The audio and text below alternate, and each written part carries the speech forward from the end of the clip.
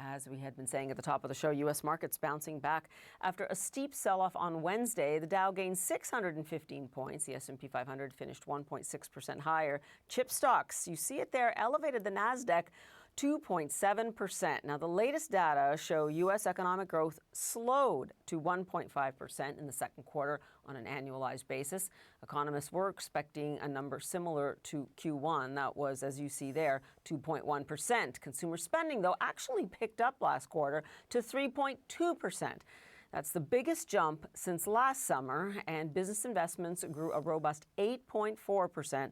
Spending on equipment was up 15%, reflecting the massive spending still going on with those AI data centers. Joe Brusuelas is the principal and chief economist at RSM, and he joins us now.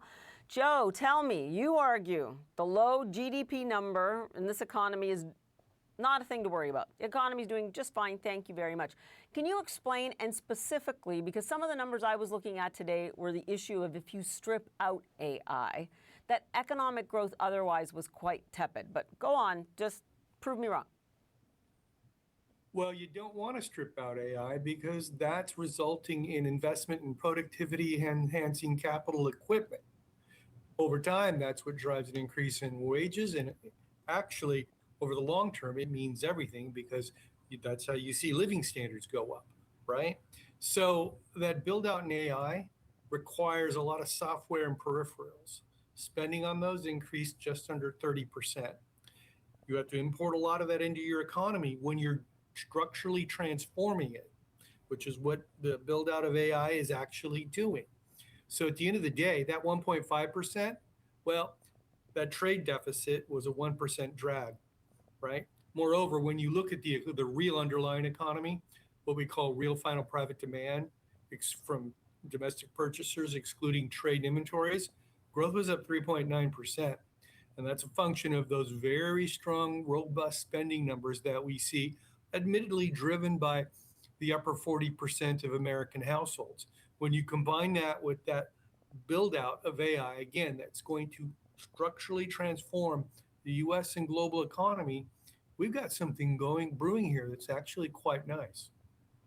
So, and I don't want to get too much into the weeds and the technicalities of the numbers. I would just say that there are some, me included, who say, look, we have yet to prove the return on investment and the increase in productivity on that. The other thing that kind of bothers me a little bit is that 40% figure you just gave, and also people who aren't in that 40%. That consumer spending is coming off the back of more debt and more credit. But let's put that aside for a second, because the second part of your argument is that you say inflation is broadening out and looks more persistent, you think, than even the Fed is acknowledging. That's right. We had a 6.2% quarter over quarter increase in the GDP price index. If you look at the core, you strip out oil and food, it's advancing at 3.4%. When you get this sort of dynamic transformation and you're going to mop up every single little part of every product you can around the world that you need to build out AI, yeah, you're going to see inflation increase. Now, over the medium term, 5 to 10 years, AI will cause productivity to rise, and I think actually the growth in inflation is slow. But here in the next 1 to 3 years, it's going to be a source of inflation.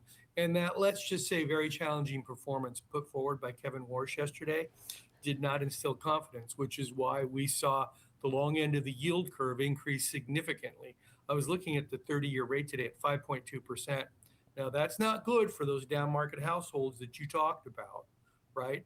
If they want to buy a car, if they need a mortgage, or they want to send their kid to college and borrow money, that's all going to get more expensive because of what's happening in this economy and the Fed's reluctance to acknowledge it. And I want to get to the markets in a second, but to put a fine point on it, you believe they should have raised rates a quarter point yesterday? Well, I think that they should have held yesterday and laid the predicate for raising rates when they meet in 6 weeks in September. But we'll have to get back to that because markets are going to have a lot to say about that. Yeah, and you said the magic words there, markets. So what does this mean for markets? Because investors have been easily rattled, and we have seen these fluctuations that leave people uneasy, especially when, as you said, we look at the long bond, and that means that there are places for people to park their money with a reasonable return, even when you put inflation in there. Well, that's right. For those fixed income investors, the boomers who've aged out of the economy quite a long time ago.